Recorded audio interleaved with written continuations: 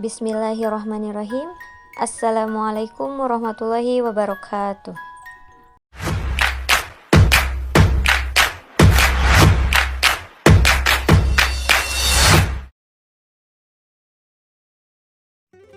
Nah, yang pertama yaitu saya akan membahas tentang rencana pelaksanaan pembelajaran atau RPP.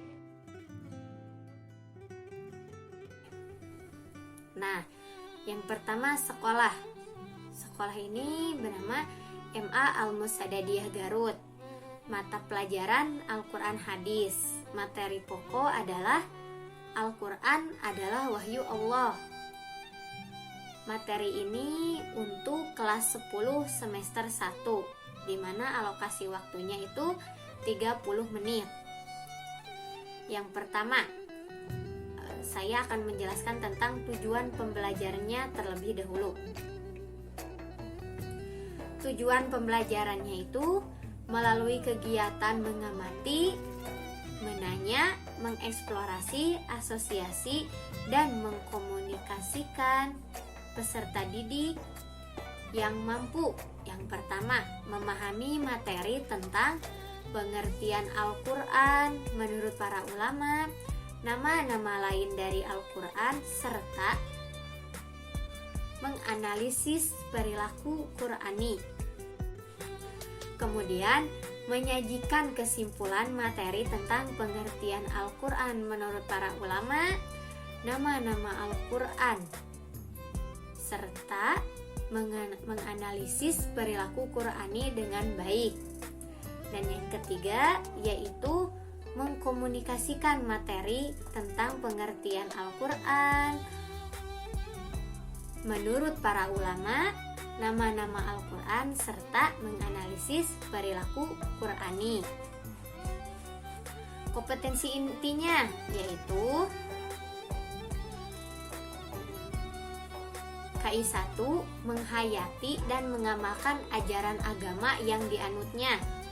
KI2 mengembangkan perilaku jujur, disiplin, tanggung jawab, peduli, santun, ramah lingkungan, gotong royong, kerjasama, cinta damai, responsif, dan proaktif, serta menunjukkan sikap sebagai bagian dari solusi atas berbagai permasalahan bangsa dalam berinteraksi secara efektif dengan lingkungan sosial dan alam, serta dalam menempatkan diri sebagai cerminan bangsa. KI3-nya memahami dan menerapkan pengetahuan faktual, konseptual, prosedural dalam ilmu pengetahuan, teknologi, seni, budaya, dan humaniora dengan wawasan kemanusiaan, kebangsaan, kenegaraan, dan peradaban terkait fenomena kejadian, memecahkan serta menerapkan pengetahuan prosedural pada bidang kajian yang spesifik sesuai dengan bakat dan minatnya untuk memecahkan masalah. Dan yang terakhir, KI4-nya mengolah, menalar, dan menyaji dalam ranah konkret dan ranah abstrak terkait dengan pengembangan dari yang dipelajari di sekolah secara mandiri dan mampu menggunakan metode sesuai kaidah keilmuan. Nah, kemudian kompetensi dasar dan indikator pencapaian. Yang pertama yaitu 1.1 menghayati Al-Quran adalah wahyu Allah Subhanahu wa Ta'ala yang pasti kebenarannya. Indikatornya yaitu menunjukkan penghayatan terhadap Al-Quran sebagai wahyu Allah yang pasti kebenarannya. Kemudian 2.1 mengetahui pengertian Al-Quran menurut para ulama dan nama-nama Al-Quran. Indikator pencapaiannya memaparkan pengertian Al-Quran menurut para ulama dan nama-nama Al-Quran. Kemudian 3.1 memahami pengertian Al-Quran menurut para ulama dan nama-nama Al-Quran. Indikatornya menjelaskan pengertian Al-Quran menurut ulama dan nama-nama Al-Quran. Selanjutnya 4.1 menyajikan hasil pengertian Al-Quran menurut para ulama dan nama-nama Al-Quran. Indikatornya mempresentasikan pengertian Al-Quran yang disampaikan para ulama dan nama-nama Al-Quran. Untuk kegiatan pembelajaran, yang pertama yaitu kegiatan pendahuluan, di mana memberikan salam, berdoa, di absen, kemudian memberikan motivasi, menyampaikan tujuan pembelajaran, serta garis besar dalam pembelajaran ini. Kemudian yang kedua yaitu kegiatan intinya, memberikan materi dengan PPT pada pembelajaran daring dan dijelaskan pada saat pembelajaran berlangsung mengenai materi tentang Al-Quran adalah wahyu Allah, di mana kegiatan inti ini ada beberapa. Yang pertama ada kegiatan literasi, ya, di mana peserta didik diberi motivasi dan panduan untuk melihat, mengamati, dan membaca terkait materi Al-Quran adalah wahyu Allah. Kemudian critical thinking atau berpikir kritiknya, guru memberikan kesempatan untuk mengidentifikasikan sebanyak mungkin hal yang belum dipahami, dimulai dari pertanyaan faktual sampai pertanyaan yang bersifat hipotetik. Pertanyaan ini harus tetap berkaitan dengan Al-Quran adalah wahyu Allah, di mana terdapat pengertian Al-Quran menurut para ahli dan nama-nama lain dari Al-Quran. Kemudian yang ketiga collaboration atau kerjasama. Nah, di sini pendidik menyuruh atau memberi arahan peserta didik untuk membuat kelompok. Nah, nanti peserta didik itu diberi tugas, lalu hasilnya itu didiskusikan. Tentu saja materi yang dibahasnya tetap Al-Quran adalah wahyu Allah. Kemudian komunikasi, tentu saja ya bahwasannya dalam kegiatan inti dalam pembelajaran komunikasi tentu saja dibutuhkan dan sangat penting. Sangat penting.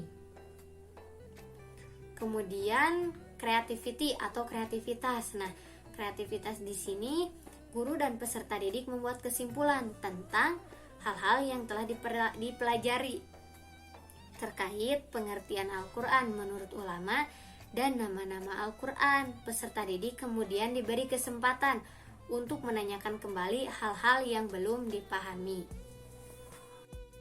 Untuk kegiatan penutupnya yaitu pemberian tugas lalu menyimpulkan pembelajaran yang telah dibahas hari ini. Bismillahirrahmanirrahim. Alhamdulillah. Apa kabar hari ini anak-anak?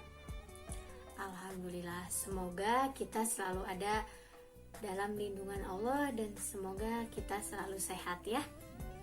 Nah, sebelum dimulai mari kita buka pembelajaran hari ini dengan bacaan basmalah bersama-sama. Bismillahirrahmanirrahim. Nah, Ibu absen terlebih dahulu ya. Barangkali di sini ada yang tidak hadir. Semuanya hadir, alhamdulillah sehat ya semuanya. Berarti bergabung dalam pembelajaran daring ini. Ya, meskipun pembelajarannya secara daring, kita harus tetap semangat ya. Bahwasannya mencari ilmu itu wajib. Nah, pada teman-teman semua juga kesehatannya dijaga ya. Apalagi dalam kondisi pandemi seperti ini, kita harus pandai-pandai menjaga diri dan menjaga kesehatan kita ya, agar dalam belajarnya juga kita tetap semangat dan tetap sehat ya. Nah, untuk pembelajaran hari ini kita akan belajar tentang Al-Quran adalah wahyu Allah, di mana dalam pembahasan Al-Quran adalah wahyu Allah ini ada 3 bahasan. Yang pertama, pengertian Al-Quran menurut para ahli. Yang kedua, nama-nama Al-Quran, nama-nama lain dari Al-Quran ya. Yang ketiga, menganalisis perilaku orang yang memahami Al-Quran atau perilaku Qur'ani. Langsung saja ke materi yang pertama, yaitu pengertian Al-Qur'an. Nah, beberapa definisi tentang Al-Qur'an telah dikemukakan oleh beberapa ulama dari berbagai keahlian dalam bidang bahasa, ilmu kalam, usul fikih, dan sebagainya. Definisi-definisi itu sudah tentu berbeda antara satu dengan yang lain, karena stressing atau penekanannya berbeda-beda yang disebabkan oleh perbedaan keahlian dan disiplin ilmu mereka. Nah, secara bahasa, pengertian Al-Qur'an adalah bacaan atau yang dibaca. Nah, ada beberapa pendapat tentang nama Al-Qur'an secara kebahasaan, diantaranya yaitu menurut Al-Lihyani, Quran adalah bentuk kata benda atau inti masdar dari kata kerja qoro'a yang artinya membaca. Nah, kemudian ada juga menurut Al-Asy'ari. Menurut Al-Asy'ari, Quran adalah menggabungkan sesuatu dengan yang lain. Ada juga nih pendapat menurut Asy-Syafi'i. Imam Syafi'i berpendapat bahwa kata Al-Qur'an adalah isim alam, nama asli Al-Qur'an. Menurut Imam Syafi'i, tidaklah berasal dari kata apapun. Al-Qur'an memang sejak awal digunakan sebagai nama kitab suci yang diturunkan Allah Subhanahu wa taala kepada Nabi Muhammad SAW. Al-Qur'an memang nama khusus yang diberikan oleh Allah, seperti nama-nama kitab suci terdahulu ya, seperti Zabur, Taurat, Injil. Nah, ada juga pengertian Al-Qur'an secara terminologi. Ada ya di sini, kita bisa lihat PPT-nya. Yang pertama yaitu menurut Syekh Hudari Bey. Nah, beliau mendefinisikan bahwa Al-Qur'an ialah lafaz atau firman Allah yang berbahasa Arab yang diturunkan kepada Nabi Muhammad SAW untuk dipahami isinya dan selalu diingat, yang disampaikan dengan cara mutawatir, yang ditulis dalam mushaf, yang dimulai dari surat Al-Fatihah dan diakhiri dengan surat An-Nas. Kemudian, menurut Subki Saleh, definisi Al-Qur'an adalah kitab Allah yang mengandung mukjizat yang diturunkan kepada Nabi Muhammad SAW, yang ditulis dalam mushaf-mushaf yang disampaikan secara mutawatir dan bernilai ibadah jika kita membacanya. Yang ketiga yaitu menurut Muhammad Abduh. Nah, beliau mendefinisikan bahwasannya Al-Qur'an adalah bacaan yang tertulis dan dalam mushaf-mushaf yang terpelihara di dalam dada atau hati orang-orang yang menjaganya dengan menghafalnya, yakni orang-orang Islam. Ya. Nah, dari ketiga pendapat di atas tersebut ya, bisa kita simpulkan bahwasannya yang pertama, Al-Qur'an adalah firman atau kalam Allah Subhanahu wa taala, sudah tentu ya. Yang kedua, Al-Qur'an terdiri dari lafaz berbahasa Arab, sudah tentu bahwasannya Al-Qur'an itu berbahasa Arab dan tulisannya juga bahasa Arab. Kemudian yang ketiga yaitu Al-Qur'an diturunkan kepada Nabi Muhammad SAW. Ya, karena Al-Qur'an itu adalah salah satu mukjizat dari Nabi Muhammad SAW. Kemudian yang keempat, Al-Quran merupakan kitab Allah Subhanahu wa Ta'ala yang mengandung mukjizat bagi Nabi Muhammad SAW yang diturunkan melalui perantara malaikat Jibril, ya. Tadi sudah dijelaskan. Yang kelima, Al-Quran disampaikan dengan cara mutawatir, berkesinambungan, ya, berangsur-angsur, kontinu. Kemudian, Al-Quran merupakan bacaan mulia dan membacanya merupakan ibadah. Selanjutnya, Al-Quran ditulis dalam mushaf-mushaf yang diawali dengan surat Al-Fatihah dan diakhiri dengan surat An-Nas. Dan yang terakhir, Al-Quran senantiasa terjaga atau terpelihara kemurniannya dengan adanya sebagian orang Islam yang menjaganya dengan menghafal Al-Quran, ya. Nah, orang-orang yang senantiasa menjaga Al-Quran, menghafalnya, pasti dia akan terjaga dan terpelihara, dan itu dijamin oleh Allah Subhanahu wa Ta'ala. Nah, kemudian yang kedua yaitu nama-nama Al-Quran. Al-Quran sebagai kitabullah memiliki banyak nama. Kitab Al-Itqan karya Imam Suyuti menyebutkan bahwa Al-Quran memiliki 55 nama. Pendapat yang sama juga disampaikan oleh Az-Zarkashi. Pendapat beliau menyatakan ada 78 nama-nama lain dari Al-Quran. Nah, di sini kita akan membahas 5 nama Al-Quran, ya, yang populer. Yang pertama yaitu Al-Quran. Tentu saja Al-Quran ini sangat populer, ya. Nah, nama Al-Quran adalah paling populer dan paling sering dilekatkan. Kita tentu masih ingat bahwasannya Al-Quran artinya bacaan atau yang dibaca. Nah, ada ayat di mana terdapat istilah Al-Quran di dalamnya, ya. Nah, ada dalam surat Al-Baqarah ayat 185 yang berbunyi, Bismillahirrahmanirrahim. Syahrul Ramadan alladzi unzila fihil Qur'anu hudal linnas. Hudal linnasi wa bayyinatin minal huda wal furqan. Yang artinya, bulan Ramadan adalah bulan yang di dalamnya diturunkan Al-Quran sebagai petunjuk bagi manusia dan penjelasan-penjelasan mengenai petunjuk itu dan pembeda antara yang benar dan yang batil.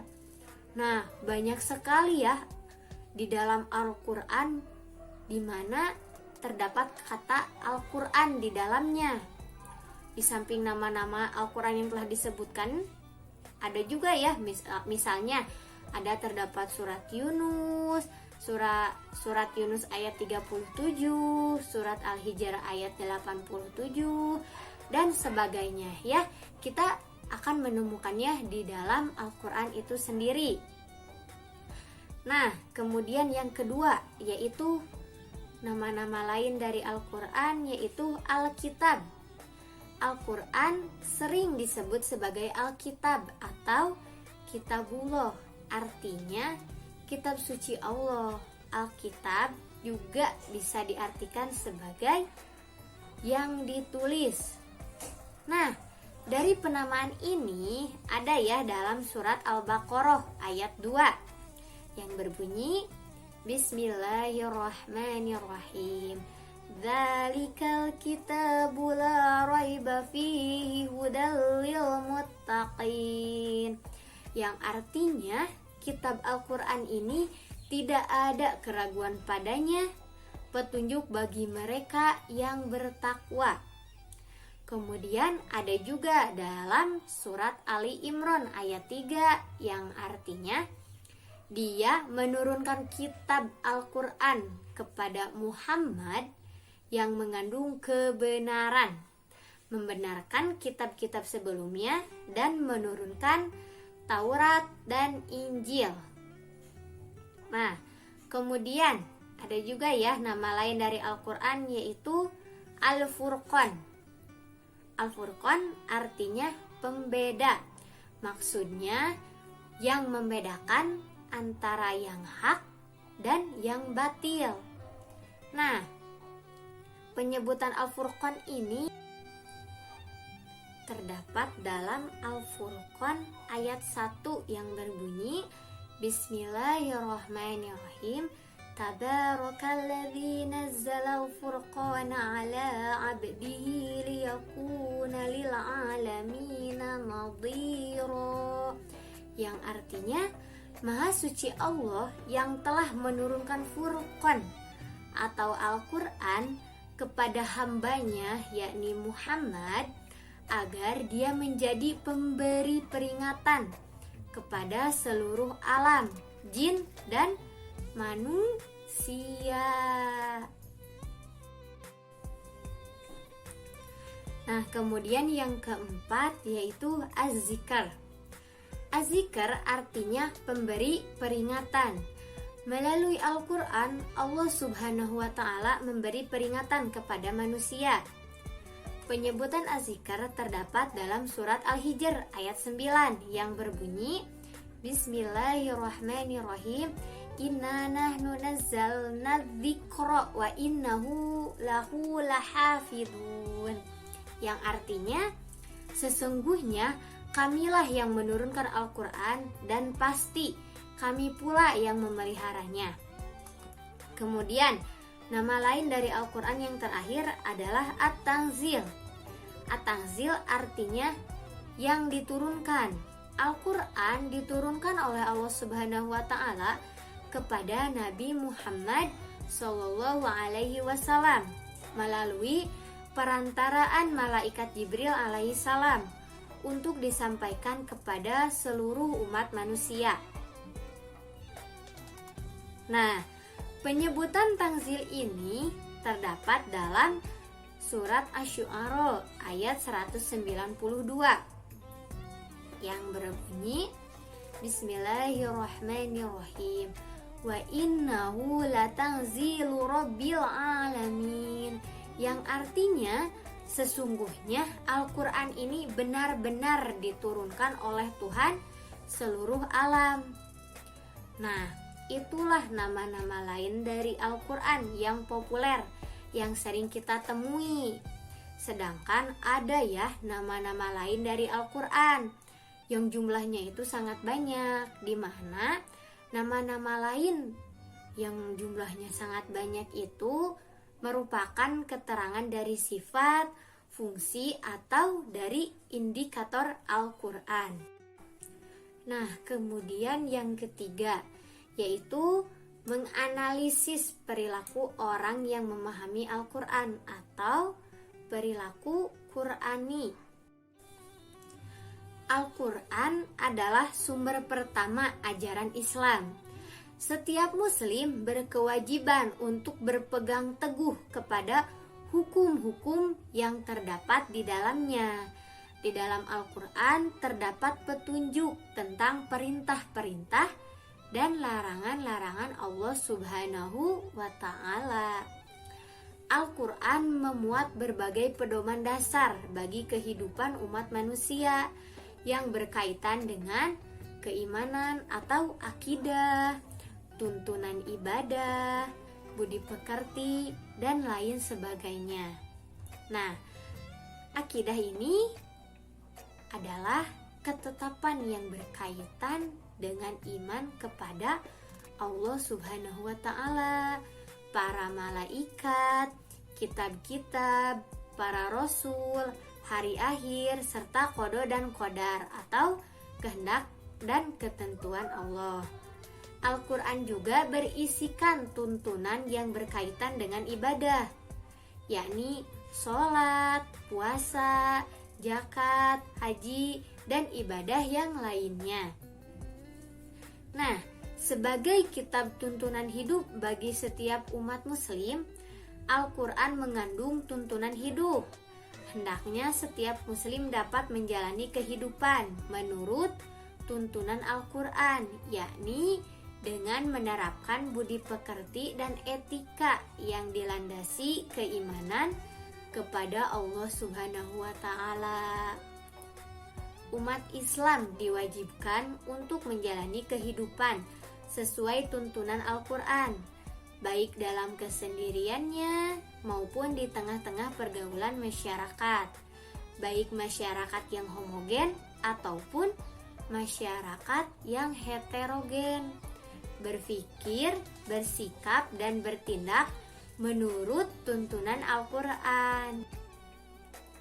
Nah, orang-orang yang berpedoman pada pokok-pokok ajaran syariat, maka ia akan senantiasa berperilaku yang pertama, meyakini pokok-pokok akidah dalam Islam yang mengenai ketetapan yang berkaitan dengan iman kepada Allah Subhanahu wa Ta'ala, malaikat-malaikat, kitab-kitab, rasul-rasul, hari akhir, serta qada dan qadar.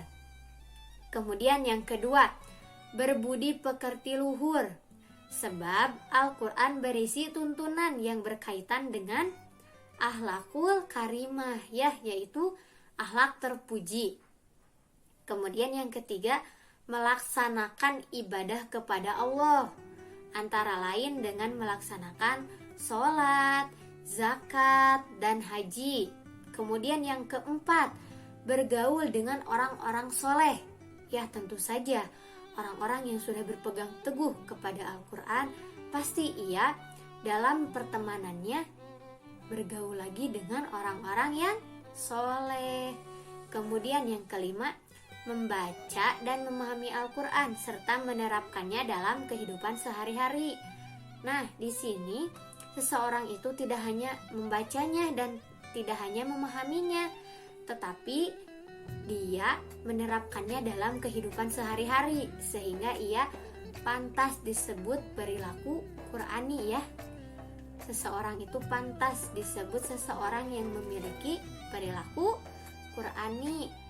Nah, dan yang terakhir, menghafalkan ayat-ayat Al-Quran sebab dapat menjadi syafaat di hari kiamat. Nah, karena orang itu sudah memiliki perilaku Qur'ani, sudah menerapkannya dalam kehidupan sehari-hari, ia pun juga menghafalkan ayat-ayat Al-Quran. Karena menghafalkan ayat-ayat Al-Quran akan menjadi syafaat ya di hari kiamat nanti. Nah, itu materi yang dapat Ibu sampaikan. Untuk selanjutnya kita akan berdiskusi ya. Nah, di sini muridnya itu ada 30 orang. Nah, 30 orang ini dibagi menjadi 6 kelompok.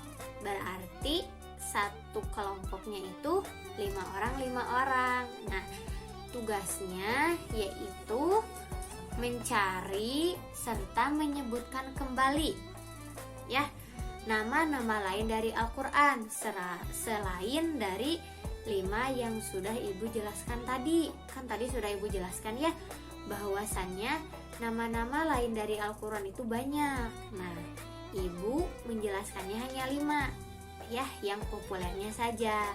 Nah, sekarang tugas kalian mencari nama-nama lain dari selain yang 5 tadi ya.